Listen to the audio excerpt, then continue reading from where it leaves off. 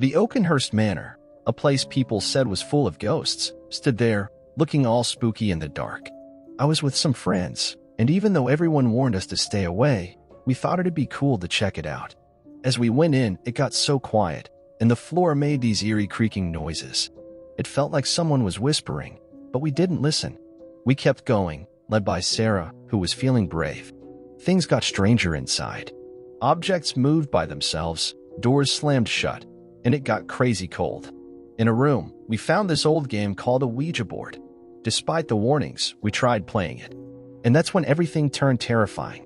Whispers turned into scary, loud sounds, and it got freezing cold. Shadows started to look like scary figures moving closer to us. We freaked out and wanted to leave, but the doors closed and we couldn't get out. Even smashing the windows didn't work. We screamed for help, but it was like the house was alive and it threw us around.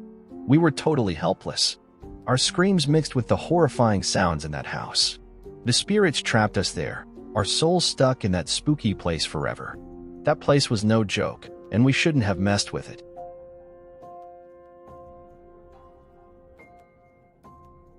One time, me and my friends thought it'd be cool to check out this old hospital everyone said was haunted.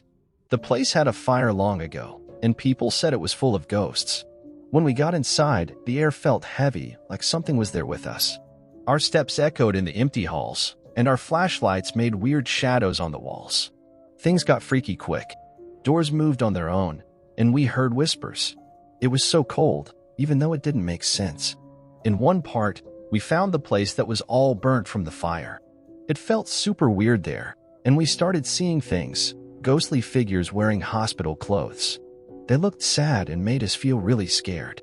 We wanted to leave, but it felt like we were stuck. The ghosts seemed to be coming closer, reaching out to us. Finally, we found a door and ran out. Our hearts were racing, and we were just glad to be away from that place. But the memory of those ghostly figures in the haunted hospital stuck with us.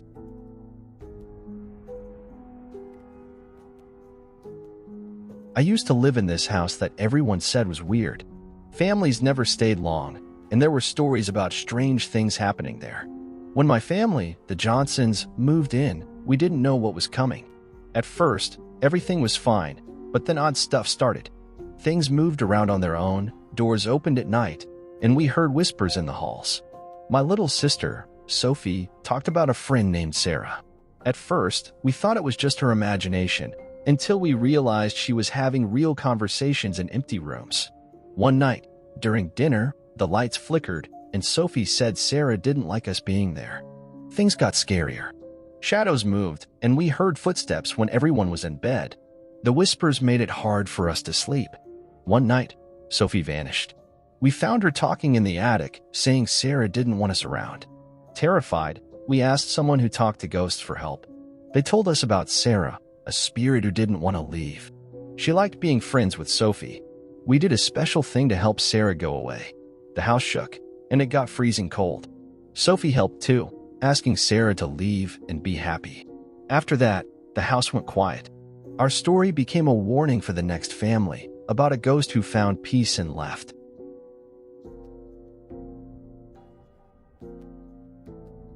I inherited an old doll from my late grandmother. It was a delicate thing, with glassy eyes that seemed to follow me.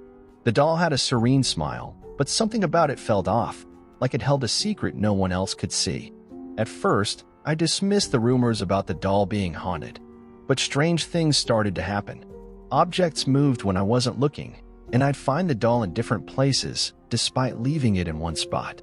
I could swear its expression changed, but I thought it was just my imagination. One night, I awoke to giggling coming from the doll's direction. I brushed it off, thinking I was dreaming. But the giggles persisted, growing louder and more mischievous, as if the doll itself was alive.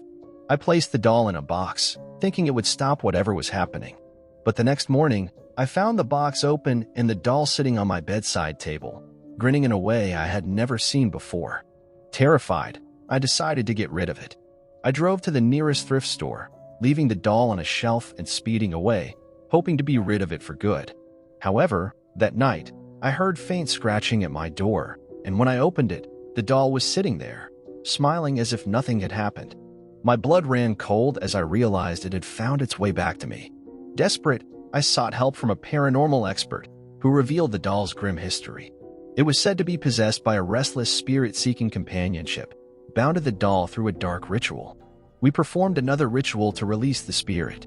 The room filled with an icy breeze, and the doll's eyes seemed to flicker with an otherworldly glow. The atmosphere became heavy, and I could feel a presence leaving the room, finally freeing the tormented spirit. After that night, the doll sat motionless, its haunting aura gone. The sense of relief was overwhelming. I knew the spirit had found peace, but the memory of that haunted doll still sends shivers down my spine.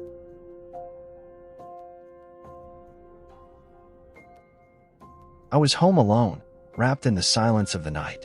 The clock struck 3 a.m., a time associated with eerie happenings.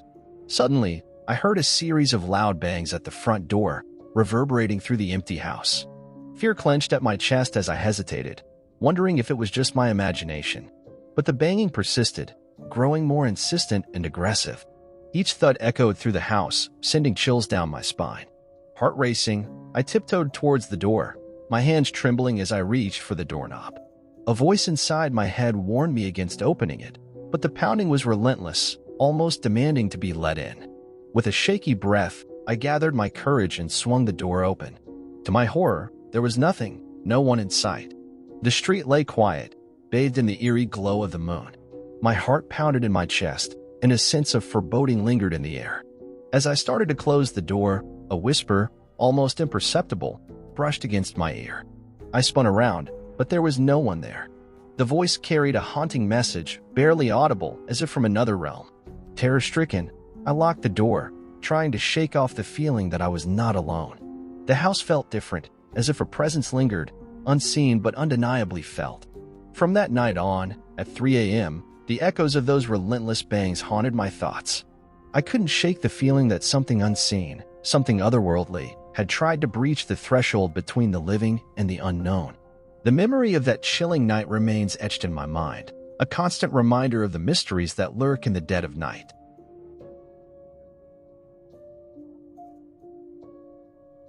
I stumbled upon an old, rusted car deep in the heart of the woods, its tires sinking into the earth, swallowed by time and neglect.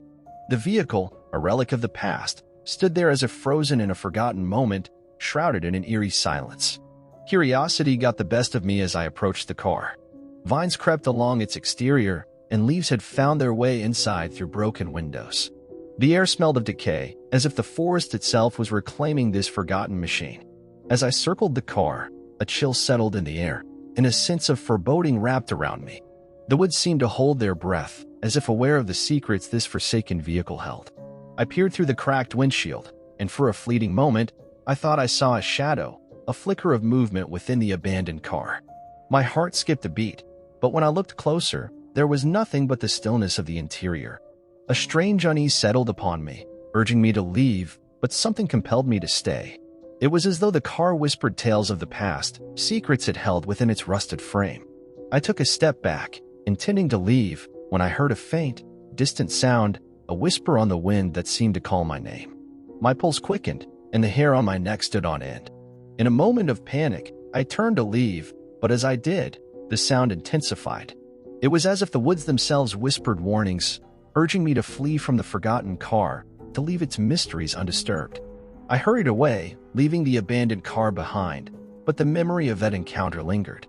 It was as if the vehicle held a story, a silent echo from a time long gone, a tale of abandonment and secrets lost to the depths of the woods.